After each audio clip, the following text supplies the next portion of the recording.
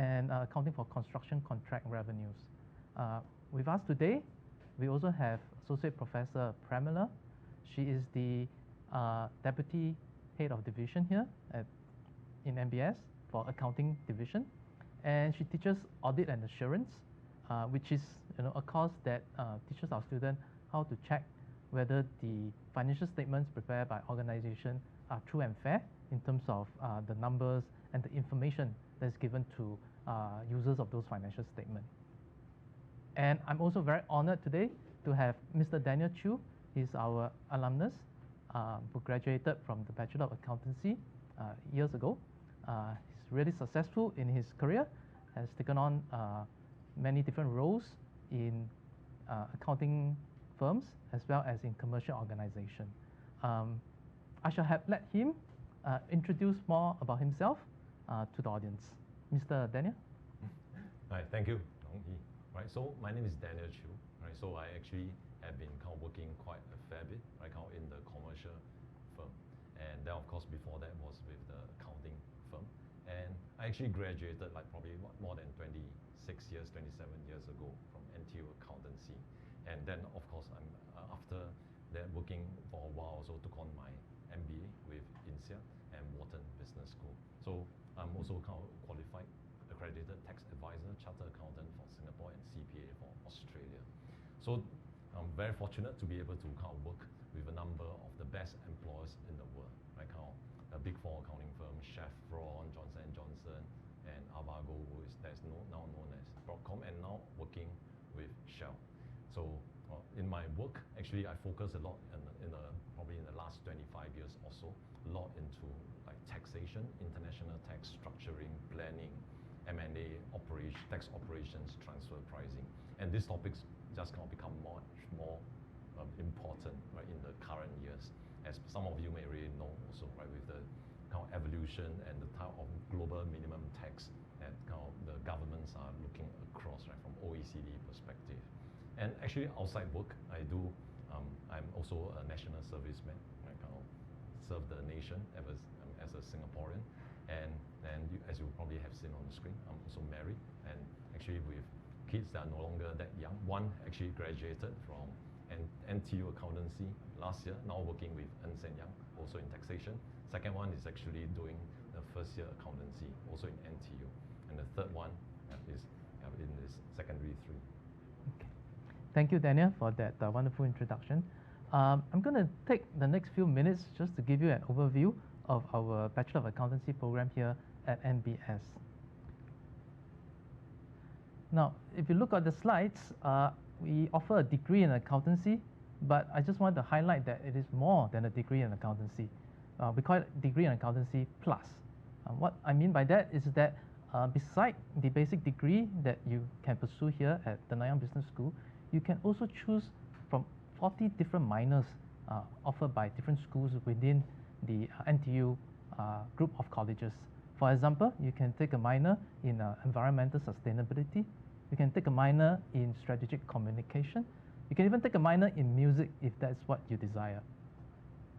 Besides these minors offered by different schools within NTU, the business school itself also offers 2 specialized minors, one in digitalization and data analytics, and the other in international trading. Now, these 2 minors will further hone your skills in these specific areas so that you will be really work ready when you go out and pursue your career after you have graduated. Besides these minors, we also have work-study degree programs where you can spend a semester with an organization, learning and working there at the same time. The organization that we partner with includes the Big Four, as well as a few other financial institutions. Besides the work-study degree program, as well as the minor, you can also pursue a second major in entrepreneurship. Now, this second major will require you to take more courses than if you are pursuing a minor, which you might have to spend an additional semester in order for you to fulfill the criteria. However, because of the flexibility of our program, if you choose to overload in some of the semester, you can actually finish the second major in 3 years as well, which is what our basic degree in accountancy require you to do is just a 3-year program, unlike other programs offered by universities elsewhere in Singapore. We also offer 2 double degrees that combine the Bachelor of Accountancy with a degree in business, as well as a degree in data science and AI. Now, these 2 double degrees are by application, so if you are really interested, please take a look at some of the information that we have on these 2 double degrees on our website. Now, just very briefly, the curriculum for our accounting degree here at NBS. When you come in the first and second year, you will be taking courses in what we call the Interdisciplinary Collaborative Curriculum. I'll touch a little bit more about ICC courses in just a while. You will also pursue a professional attachment at the end of your first year. And beside accounting, we will also train you in different business functions. So you'll be exposed to business functions such as marketing, finance. You will also be trained in digital skills, in programming. So we teach R as well as Python in our IT courses. You will also be taught communication skills in terms of business communication. And in addition, we will of course ground you very strongly in accounting topics and accounting skills. So you'll take courses in financial reporting, in audit and assurance, in AIS or Accounting Information System, as well as in tax and risk management. Now, beyond these core courses that you are supposed to take, you also have a choice to pursue what we call broadening and deepening electives.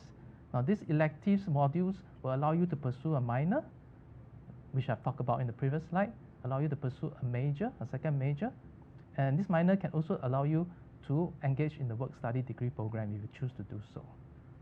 At NTU, and specifically at Nanyang Business School, it's not just about studying. We also encourage you to engage in co-curricular learning, so to be involved in activities with the student clubs, in the halls, and so on. So you can see that we give you a holistic education that will put you really work ready when you go out to pursue your career. As mentioned, I'll talk a little bit about the ICC courses. This is interdisciplinary in a sense that you will be reading these courses with students from other colleges. So you will be sitting in the same class with the engineers, with the students from the humanities, with students from sports science, with students from other colleges, so that you will be exposed to different perspectives. And why is that important? Because the world is increasingly becoming uncertain, increasingly becoming digitalized, and increasingly becoming full of issues that have to be tackled not by someone from a specialized field, but by a group or a team of people with different skill sets. Now, for example, you'll be taking 3 courses on the grand challenges that face the world: sustainability, healthy living, and science and technology. For issues such as sustainability, the accountant by themselves cannot save the world. You have to work with the scientists, you have to work with the engineers to come up with a plan that will make the world a better place by reducing carbon emission. On top of that, 3 courses that focus on grand challenges, you'll be also taking courses in skills that are transferable beyond accounting. You'll be learning communication skills, you'll be learning how to deal with the digital world, you'll be learning ethics, which is very important because that's what defines you when you go out to pursue a career. You'll also be taking courses that will prepare you to be workforce ready in our career and entrepreneurship development course. Now, a little bit on our programs. I just want to emphasize that our basic accounting degree is a single degree program that will only take you 3 years to complete, and comes with direct honors. Similarly, the double degree for accounting and business will take you just 4 years. For our double degree in accounting and data science, that will take you 4.5 years.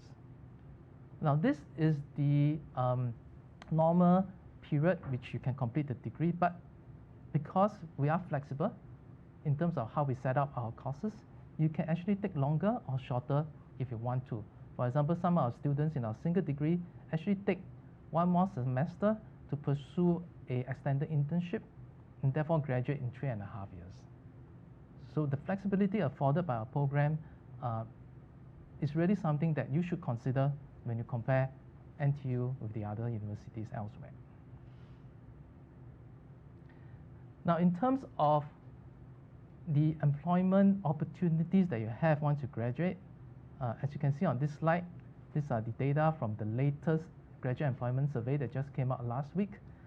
In terms of our double degree students in accounting and business, you can see that 99.2% found jobs within 6 months of graduation. In terms of our single degree, it's 97.7%. So even in these uncertain times with the pandemic, you can see that our students are able to find employment when they graduate.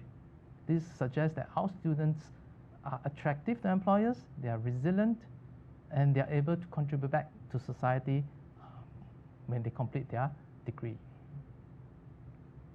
Where do our students go in terms of the employers? As you can see on this slide, it's wide-ranging. We have students going to the Big Four. We have students going to financial institutions, whether it be foreign banks like UBS or local banks like DBS. We have also students going to the commercial sector, for example, Johnson & Johnson, and also in the tech field, right, like Shopee. So that finished my quick overview of our Bachelor of Accountancy degree here. And we will continue with this session by answering your questions that you might have. So feel free to post the question on Slido, and we'll do our best to go through as many as possible. Okay, thanks, Yen, and thanks, Daniel. So before we start off with today, maybe it'll be good for you to share with us as to why you decided to pursue a BAc degree way back 25 years ago, as you said. Yeah. Okay, sure. Well, actually, I probably make the decision much earlier than that, right? Because I have to go through national service and stuff like that. And I actually made a decision after I completed my A-level. And at that time, very simplistic thinking, just 3 key criteria. Number 1, it has to be something local, because I come from poor family, right? I have to finance my own study, so I can't afford overseas. And secondly, right, I'm interested in finance as a career, right? So I do believe that, well, there are a lot of power there, right? It will actually make a lot of difference, right? So that is something that I want to do. And third, I want to choose a course and university that is prestigious, that is demanding, that will actually help me to be the best that I can be. So that was how I started, and actually NTU accountancy course at the time fit all 3 criteria. But of course, now looking back, right, with the years of experience behind me, I will probably have a kind of slightly different kind of criteria, but still 3 criteria, right? And 1 will be finance as a career. Second, in terms of my personality and my driver. And third, right, in terms of what the accountancy course at NTU can really offer me. So looking at the finance as a career, I believe that, well, finance is at the heart of every organization, right? It's just like, as I say, the heart is really the heart. Well, you enable the blood to flow through different parts of our body. So just like how the financial consideration pump through, right? Whether it's the supply chain department, business department, or every department, right? They will actually shape the organizational behavior, how people make decisions, the risk appetite. So finance is at the heart there and enable all this to happen. So I do see, right, it's really important for us, for me, and since I'm really interested in finance as a career, that is the kind of one of the best way is possible to go. Second, in terms of personal interest and motivation, I like to be in the position of a driver's seat. I like to be in control. I like to make the difference. And at the same time, I like to do a variety of things. I can't really kind of stand like how doing the routine things year in, year out. So being in the finance actually enabled me to take on a variety of challenges. And just like we say, blood flow through different parts of the body, right? So we would actually, in finance, I'll interact with different stakeholders, right? Manage different challenges, right? So it will never be routine for me. So that's why I enjoy kind of the challenge and the variety that I offer. And thirdly, in terms of, well, NTU accountancy, I do see that this is a great place that will really enhance, right, what I call the mastery, personal mastery, people mastery, and professional mastery, right? Because the course itself is so rigorous. right? So in the personal mastery space, it really kind of helped me build my resilience, discipline, right? Time management, stress management, etc. So there's no way you can kind of try to kind of get through the course and expect a great results without actually kind of working on your personal mastery. Second, people mastery, right? Through the coursework, there will be a lot of team working required. And at the same time, right, there'll be also a lot of negotiation, right, that will kind of take place, right? Kind of, yeah, you could be negotiating a coursemate or kind of negotiating a professor, etc. And you need to also kind of exercise your leadership, right, in that space to make things happen. Because not all your classmates or project mates are as motivated as you. So how do you get things moving? So that will actually kind of really enhance the people mastery, right, aspects of it. And then third, professional mastery. As Yan He has kind of shared, right, you actually cover a lot, right? Technical aspects, the non-technical aspects. Technical aspects, you actually kind of go through accounting, financial management, economics, law, etc. But there are also very important non-technical aspects that are critical to succeed, right? Whether it's communication skills or whether in terms of presentation, yeah, critical thinking, right? Which is even more important, especially in this era of change, right? Things just keep changing, right? Knowledge you acquire will be stagnant, but the skill set, the critical thinking, right, will enable you to be able to respond to the changes and thinking ahead, right? And enable you to be ahead of your competition. So I do believe that NTU Accountancy will kind of prepare, actually it has prepared me well, right, to enhance my personal mastery, people mastery, and also professional mastery. So coming back together again, this will still be the same decision I make, but using different criteria. Okay. So let's pick up a point on what Daniel said, right? Personal mastery, right? I think that's also related to some of the questions that we have been having on the Slido. They're asking, NTU has a 3-year accountancy program, right? Is it very tough to get through compared to other universities that have a 4-year program? Is it something that they can achieve in 3 years? Is it too hard for them? Should they go to a 4-year program and have an easier time? Perhaps Prem, you want to take on that question.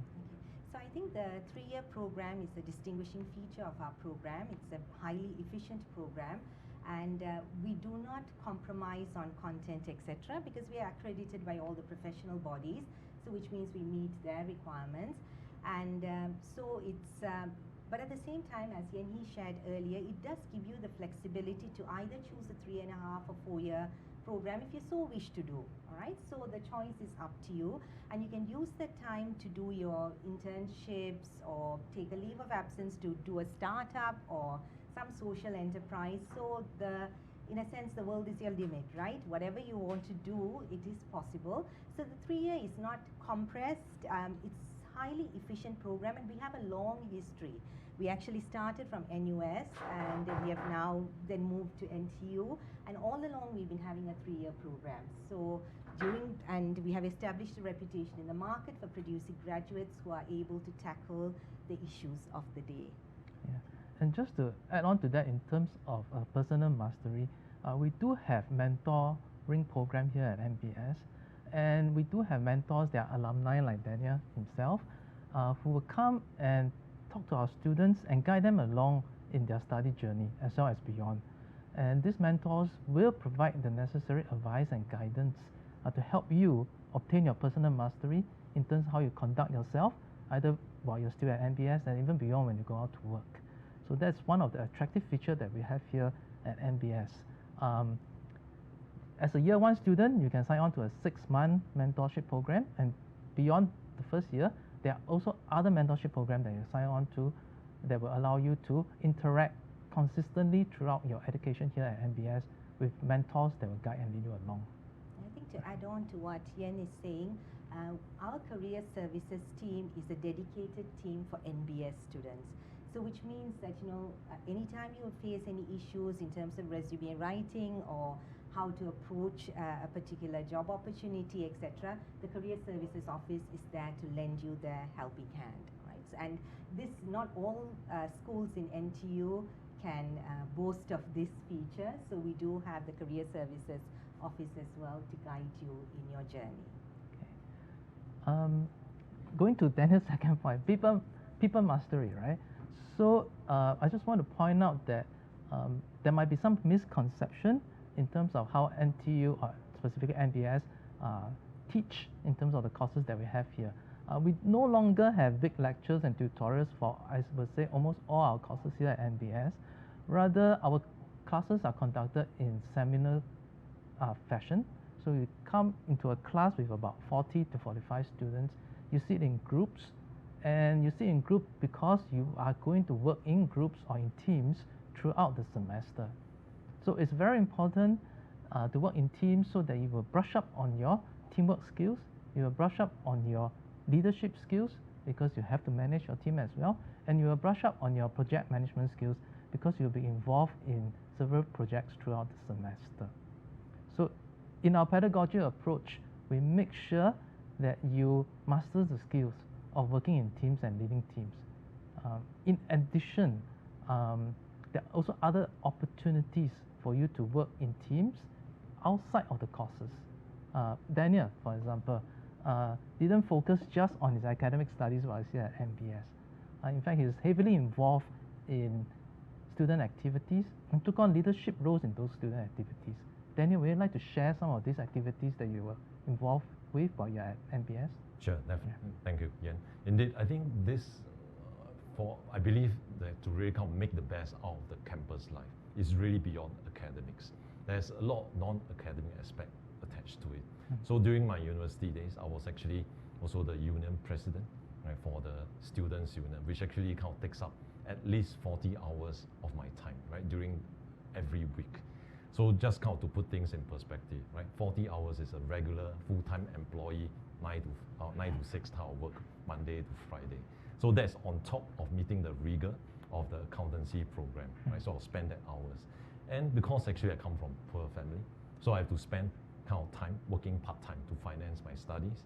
And at the same time, I'm also dating, right? So my girlfriend at the time, and we just celebrated our 27-year wedding anniversary this month. Congratulations. So, yeah, and also serve in the church, and also spending time keeping fit, right? Exercising, right? To make sure that I'm fit, right, in all dimensions. So actually to make that happen, right, as you really kind of drive me, right, in terms of the personal mastery space, right? And at the same time, right, you need to be effective working in groups, yeah? And then working as in a union, right, I need to negotiate quite a fair bit, especially with the presidents of the constituency or the major clubs, the halls, etc. Because there are always some perceived conflict of interest. I need to work with the student affair office, negotiate with them. So actually that really kind of enhance a lot, like on my own personal resilience and people mastery skills. And that actually make a difference to my career. Because in a different stage of career, right, there'll be ups and downs. At the same time, some career will be much more demanding than others. Say for instance, when I work for this high-tech company, right, so very demanding, but pay you really well. Yeah. So within the very first month that I work for the company, right, when I'm still totally new, I'm actually required to do the first tax reporting, right, to the US stock exchange, right, they get listed. So how it works is that, well, that kind of throughout that, I have to fly to Los Angeles, right, with my boss, 14-hour flight. And throughout the flight, we're just working through non-stop. Only maybe like kind of with 1 hour nap, and then just kind of working side by side each other, right, in economy class. Right, that's kind of how I work on it. Once we reached our hotel, right, that was like middle of the night, about 2 a.m. We put down everything, wash our face, get into office, right? Reach the office, right, 2+, work until like 6:30, 7 o'clock in the morning. Go back, take a nap, go back to office 9 a.m. and continue, right, kind of get going. So that kind of experience, like kind of going through like kind of MBS and also then subsequently in the Big Four, etc., how really kind of prepare and step up my resilience that enabled me to continue to thrive and enjoy my work. But I think without the rigor of the MBS, I think it will probably be a different story. Yeah. So overall, I think that with the MBS program, with the campus life and student life, I think that can prepare us well. But of course, you have to put in a lot. Right? The more you give, the more you receive. Okay. I guess in your career as well, you have been traveling a lot. You have been stationed in India as well as in Nigeria. So did the NBS curriculum and NBS life prepare you for these overseas stints to in a different culture and setting, etc.? Yeah. I'll say to a good extent, yes, especially from a foundational perspective, right? Kind of provide me the foundation, right, from a personal mastery, people mastery, and professional mastery space. But maybe going back to the fundamental, these are the developing countries, right, that I've been to, whether it's Nigeria or India. And the critical success factors I see there are what I characterize as 3C. Right? First, you need competency, because a lot of time, right, the struggle with competency. So for you to succeed, you need to be very competent. And secondly, right, it's really about that consistency. Right? Sometimes they do it well, sometimes they don't do it well. But if for someone who is competent and keep doing it well, right, every time, anytime, that will be a key success factor. And third is also the confidence. And because a lot of times people in the developing country, they may not have seen things done in a certain way. So we need to kind of bring with us that kind of confidence that can make that difference and then instill confidence and bring people with you along, right, to kind of towards that objective. And I do see that actually MBS and also my accounting and commercial experience does help provide with that. But some things will not be direct.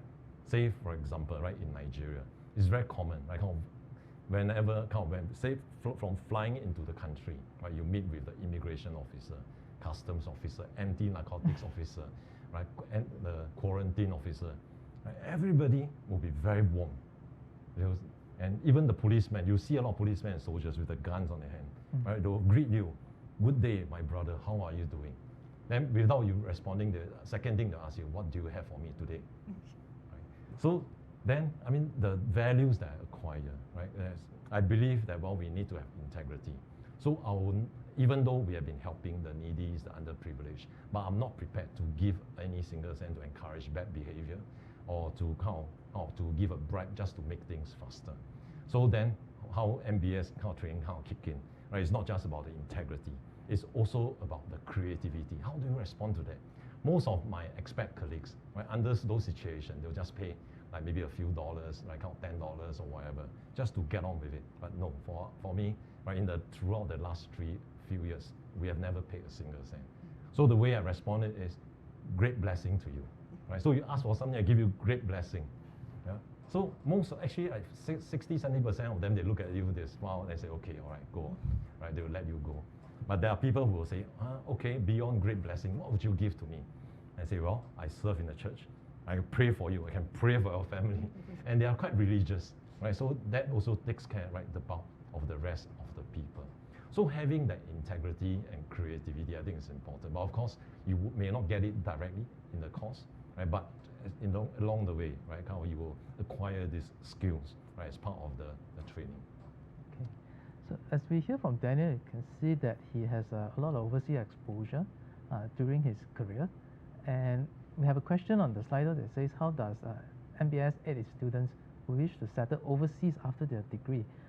So in MBS itself, we already give you the opportunities to go overseas while you are doing your study by our exchange programs as well as our overseas internship programs.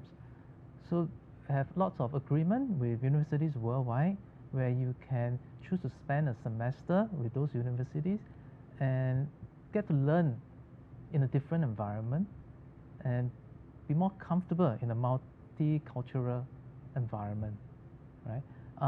Also linked to what Daniel has said in terms of ethics. As you can see, as our ICC courses thus has a specific course that deal with ethics, all right? And it's not just being in class where you learn ethics. It's also learning from experienced people like Daniel himself, and that's where our mentorship program also kick in, right? So these are some of the ways that we will help you deal with living overseas and working overseas once you graduate. And to add on, I think we are accredited by AACSB as well as ICWIS, which means that universities in the US as well as workplaces, they will know that you're coming from a university that is an accredited university, likewise in Europe as well. So which means in terms of portability, that's there as well. Yeah. Right. Again, going to the Slido question that we see here, the first question out there is, are accountancy grads able to go into external audit? Let me take a first try at this question. The answer is yes, right? In fact, About 60% of our accounting graduate joined the accounting or audit firms, so the big four as well as second-tier firms.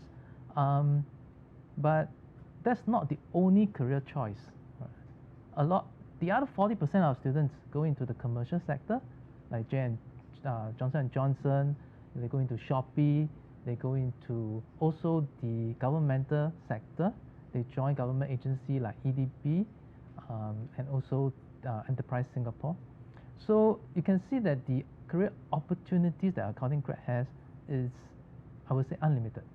Right? It depends on what skill set you can bring to the organization that you are going to join. And organizations out there are very receptive to our graduates because they are trained holistically. They are trained not just to be good in accounting, which they are extremely good at, but also in other aspects, in terms of people skills, in terms of communication skills, in terms of just being aware of who they are, right, in respect to their position in the organization they work with, as well as the society as a whole. Prem, you want to add anything to that? Yeah, so I think when we look at the accountancy degree, it actually paves you the pathway to two things. One is that it's a very versatile degree, so which means that once you take an accountancy degree, you can actually venture into other areas. You can become a successful entrepreneur, or you can go into marketing, HR services, etc., but with that finance background, all right? So it gives you that versatility. Number two, it's also a pathway to professional qualification. So if you pursue further, you can become a chartered accountant and be a respected person in society for the role that you play there. So it is both these aspects, and I think our students, therefore, as Yenny has pointed out, have gone into multiple roles. In the sky is the limit in that sense. So you can go into the banking sector, or there are people who have joined the fintech firms, etc. So it's multiple opportunities that is available to you beyond audit and accounting per se, right? Yeah, and maybe Daniel would like to add something. Yeah, definitely. Yeah. I think all this, what you shared, really resonate with me. But I fundamentally believe accountancy degree actually will give you probably one of the broadest range of career options that's possible. Anything that doesn't require a professional degree like doctor or like law, engineer, I think you can run it right with your accountancy degree. And it actually goes into various aspects. Accounting firm is a good example. It's not just about external audit. There are people like myself go into taxation or even consulting, right, forensic, etc., right, within the accounting firm itself. But beyond that, right, there are really also consulting firms that will look out for accountancy grad. I remember during my time, right, a fellow classmate who also got first class and dean's list, right, both of us, we get it. Right, I joined a big five at the time. Right, he took on a consulting job, and his pay is like 4 to 5 times higher than compared to me. Right, I still remember that very clearly. Right, so consulting is always a possibility. Yes. Right, and then beyond that, right, the banks, right, MNCs, a number of them, right, they actually will have management associate program, right, even for like whether it's like Citibank or Shell, etc. That will actually, they will also the door will also be open. That put you through. If you are selected, right, you will be put through a number of portfolio or the job roles every 6 months or 9 months, right? Even including probably opportunities to work overseas. And after a period of 2 to 3 years, depending on the company, then depending on the organization need and also your personal interest and strength, then you then confirm what is the probably more permanent position that you take on in the bank or in the MNC itself. And of course, there's the governments and SMEs, or even coming back and teach, like whether in the various settings. So there's really a wide range of career options. I think the ultimate question is that, or how much have you put in during the course, right? Because you need to have the right track record, right? Academic, non-academic, and how much are you prepared, right, to invest in your career, right? Because if you want a fast track, very exciting career, then you need to be able to pay the price for it. Right? Otherwise, you may always go for probably a more stable job. But I think the course will give us that flexibility. I think to also share at this point in time about our internship programs, because besides the professional attachment program, which Yenny highlighted earlier, which is compulsory 10-week attachment, you do have, and this is done at the end of year 1, which means after year 1, for every semester break, you do have an opportunity to venture out to other internships. And we do have students who do multiple internships, 3 or 4 internships, sometimes in marketing, HR-related activities as well. And we also now have the work-study degree programs, which is a 35-week-long attachment with an organization. So all this helps you to also make a decision as to what's your cup of tea, right? Is this what I want or not? Right. So related to the conversation that we have here is, as Daniel pointed out, the third thing, right? Professional development, right? So in a sense that accounting degree will get you good jobs. An accounting degree will open career choices for you. And at NBS, we make sure that you are professionally developed to handle new situation that comes about in the business world. For example, in terms of digitalization, right, the world is becoming increasingly digital. And you can see that at NBS, we have evolved our program as well to make sure that our graduates are digital ready. So in our core programs, we do run you through programming languages like R and Python, as I mentioned. We do run you through also projects and topics that require you to use those tools to make good decisions. Because ultimately the tools are there, but it is how you use the tools that matter. And the key thing is using the tools to make good business decisions. So our courses will equip you with those critical thinking as well as creative thinking skills that Daniel mentioned. Right? And to highlight, we have a double degree in Bachelor of Accountancy and Data Science. This degree is rigorous. We attract the best students into this double degree. And this degree will equip you to work either in the IT field, in the accounting field, or a blend of these two fields in various organizations. If you think that a double degree might be a little bit too much for you because it does take 4.5 years, we also have the minor in digitalization and data analytics. That will also equip you with necessary skills to make yourself valuable in whatever career choices you make. So in terms of the differences between the minor and the double degree, it's just a matter of that. How much you want to go into it, as Daniel has mentioned, how much you want to learn about this new field, and how much you think you want to exercise some of these skills and knowledge that you will get by learning these new skills.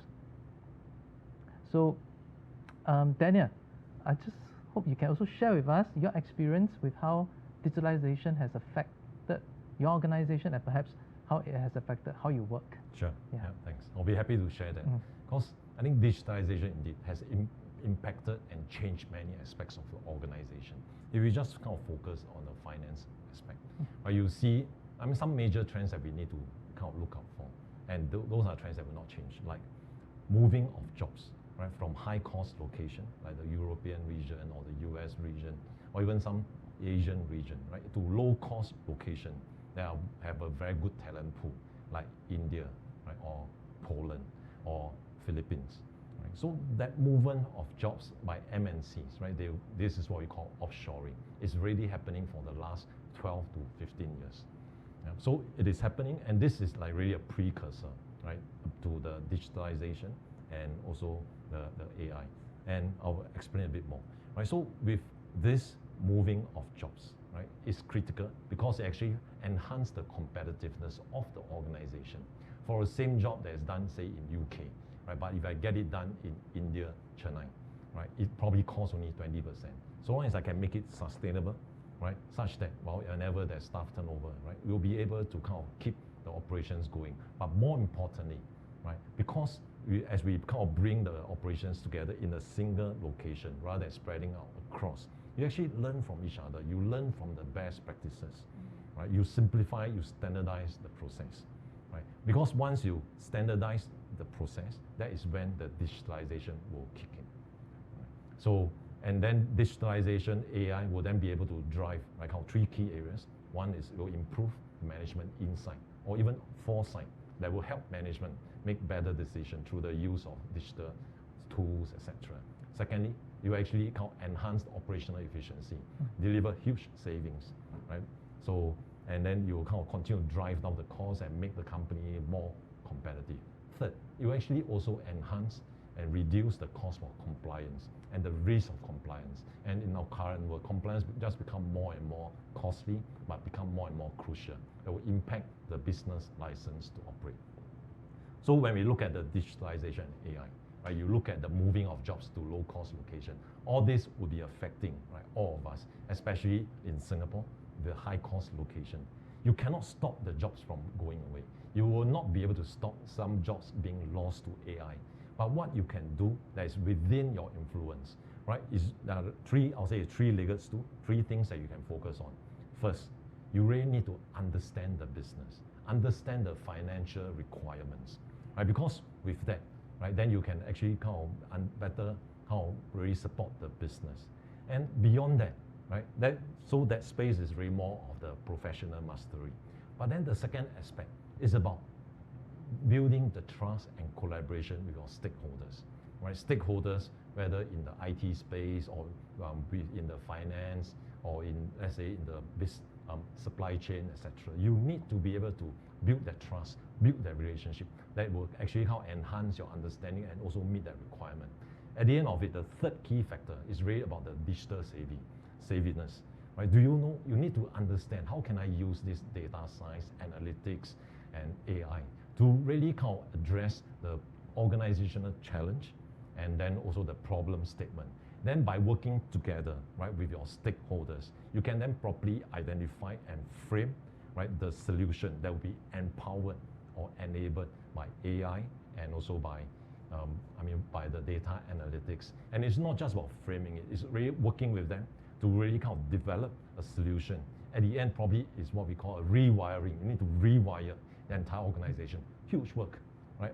Before you can deliver the solution, right, that will give you that competitive advantage and also address the organizational challenge or problem statement.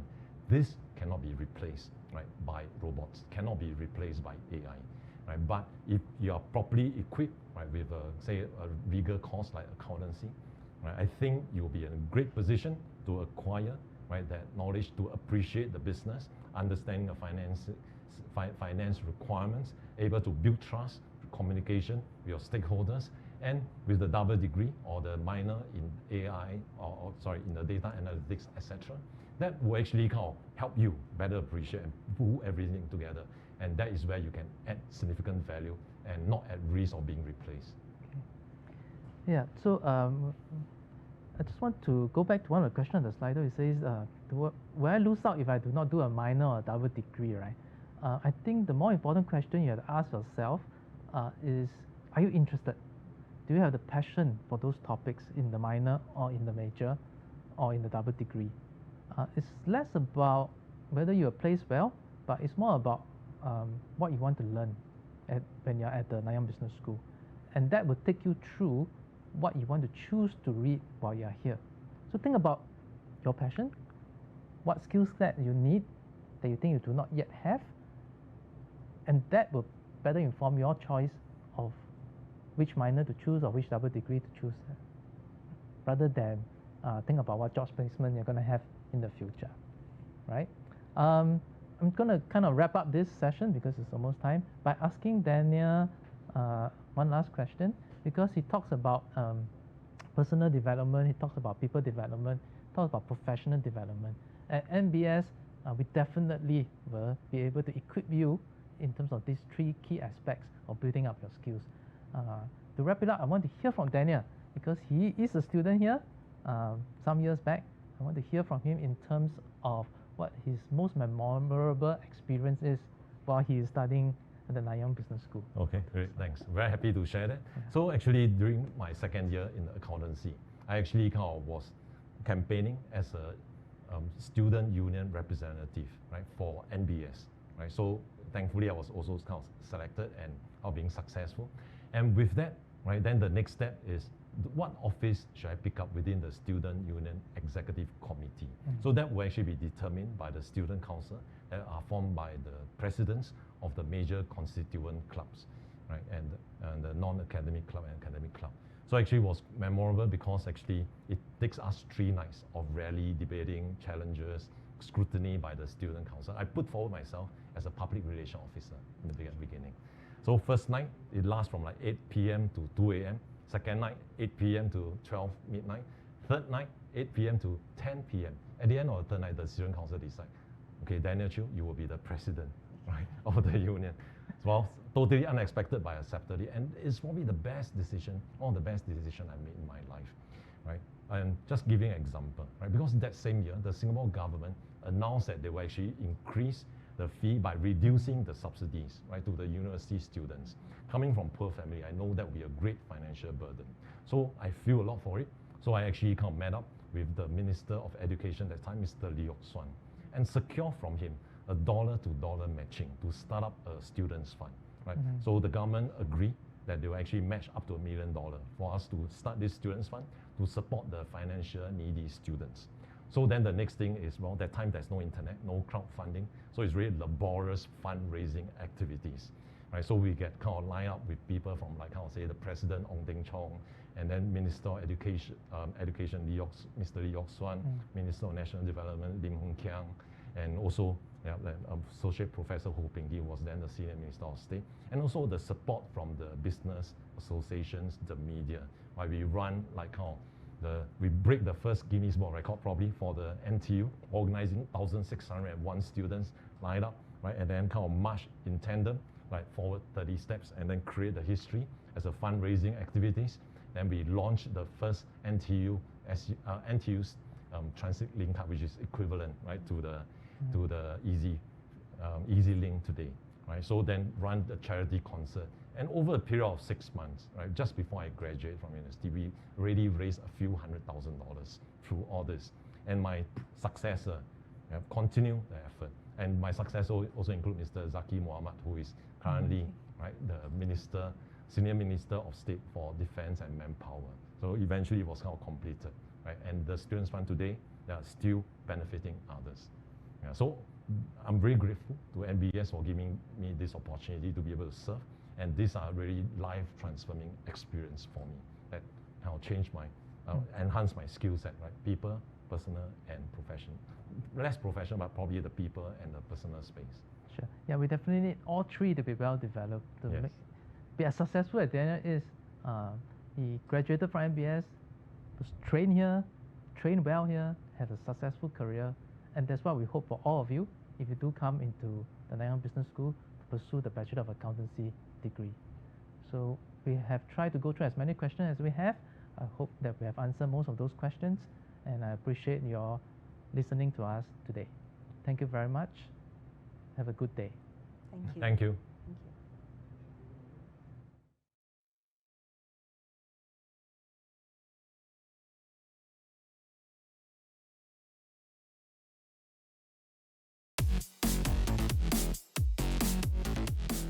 Choose MBS because it empowers you to be your best, because it helps you discover a better you for the future that you dream of. Basically, to find ourselves and to learn how you can make an impact in this world. Come to NBS to experience a different you. See you at NBS. See you at NBS. See you at NBS. See you at NBS. I look forward to seeing you at NBS.